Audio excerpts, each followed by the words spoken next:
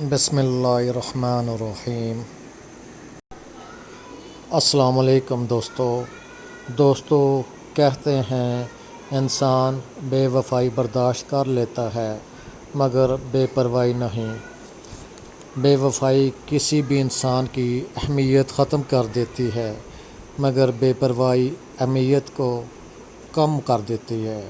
اس طرح اگر میاں بیوی میں طلاق ہو جائے تو وقتی دکھ کے بعد دونوں ایک نیا جیون ساتھی تلاش کرنا شروع کر دیتے ہیں، لیکن جب ایک بیوی کا خاوند ہوتے ہوئے بھی مرد بے روی کا شکار ہوتا ہے اور دوسری عورتوں میں زیادہ دلچسپی لیتا ہے اور حرام کمائی کماتا ہے تو اپنی بیوی کو یکسر نظر انداز کرتا ہے، تو اس بیوی کے لیے اس سے زیادہ اذیت ناک لمحات نہیں ہو سکتے۔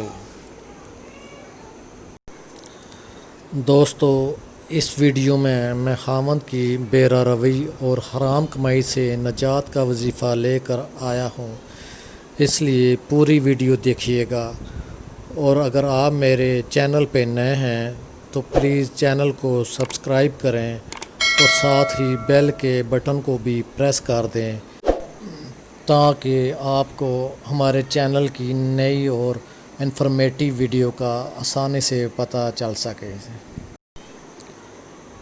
دوستو ہمارے معاشرے میں بیوی کو اپنے خاوند کی لاپرواہی اور بے روی کا پتہ بھی ہوتا ہے، لیکن وہ اپنی مجبوریوں کی وجہ سے مرد کے ساتھ گزارا کر رہی ہوتی ہیں۔ جو میری بہنیں اس کرب میں مبتلا ہیں ان کو چاہیے یہ وظیفہ کریں، انشاءاللہ العزیز آپ کا ہر دکھ ختم ہو جائے گا۔ اور یہ وظیفہ یہ ہے: بسم اللہ الرحمن الرحیم۔ قل لا یستوی الخبیث والطیب ولو اعجبک کثرۃ الخبیث فاتقوا اللہ یا اولی الالباب لعلکم تفلحون۔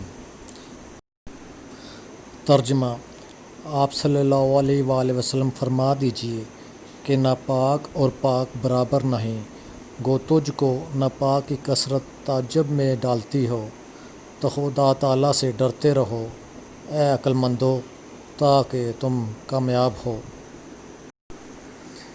اس وظیفے کا فائدہ یہ ہے: اگر کسی کا خاوند دوسری عورت سے ناجائز تعلق رکھتا ہو یا حرام کی کمائی گھر میں لاتا ہو تو اسے باز رکھنے کے لیے 11 دن تک 141 مرتبہ اس مذکور آیت کو کسی کھانے کی چیز پر پڑھ کر دم کر کے کھلائیں، انشاءاللہ کامیابی ہو جائے گی۔